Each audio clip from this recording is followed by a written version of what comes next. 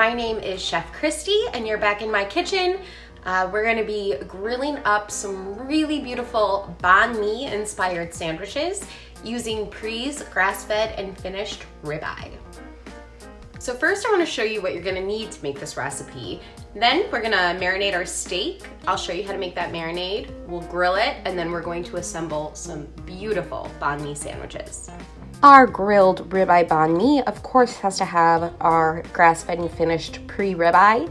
This is my personal favorite steak. To marinate this beautiful steak, we are also going to have the juice of a lime.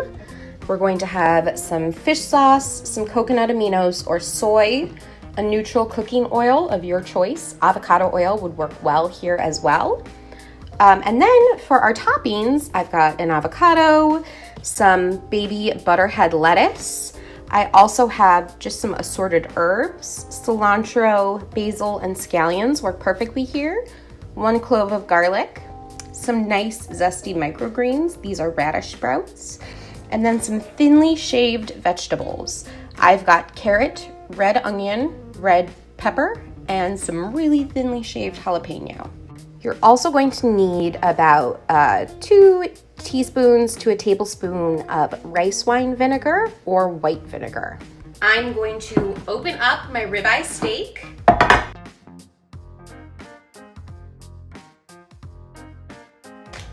Because our marinade has so much lime in it, I'm just gonna make sure that we don't over marinate.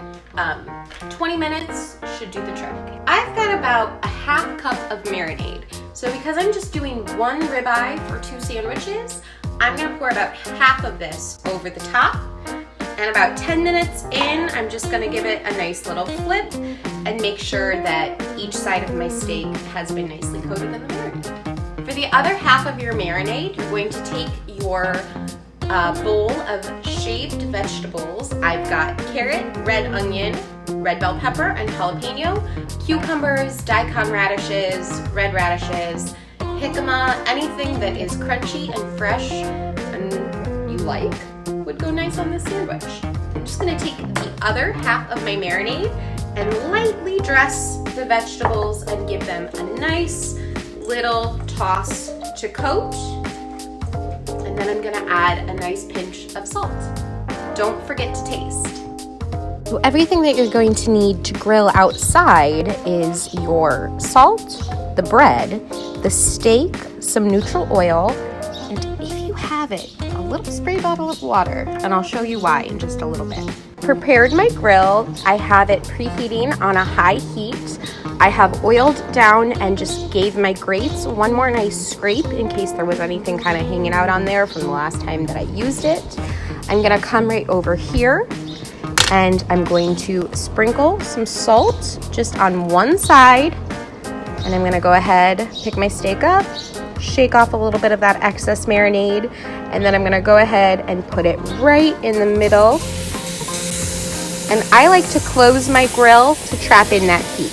Once you can start to see little pools of the myoglobin, which is the protein in the steak mixed with water, that means that your steak is starting to get to about a medium point and you are ready to season and flip. So give it another little sprinkling of salt and then go ahead and give it a flip and just admire that sear. And I want to show you a really nice way to kind of freshen up day-old bread. If you spritz, and you can really wet it down with just a little bit of water, it will kind of steam up the bread when we throw it on the grill so that you don't get this kind of crusty, hard bread. You get a crusty outside and a nice soft middle.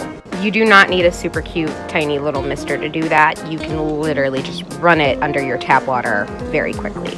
Now that our steak has maybe about 2 more minutes to go, I'm gonna go ahead and throw our bread on there. You can see it's almost done. I'm gonna go ahead and close up my grill for the remainder of the cooking time, about 2 more minutes. So I'm gonna go ahead, I'm going to remove the steak. You can really cook it to your preference. We're gonna serve it at about room temperature. So So I'm gonna let this rest. And then my baguette has some nice color on it. It's nice and crusty again, nice and soft. So now that we got everything all ready to go, I'm gonna show you how to assemble it. We're gonna do one on our baguette and then one on our butterhead lettuce.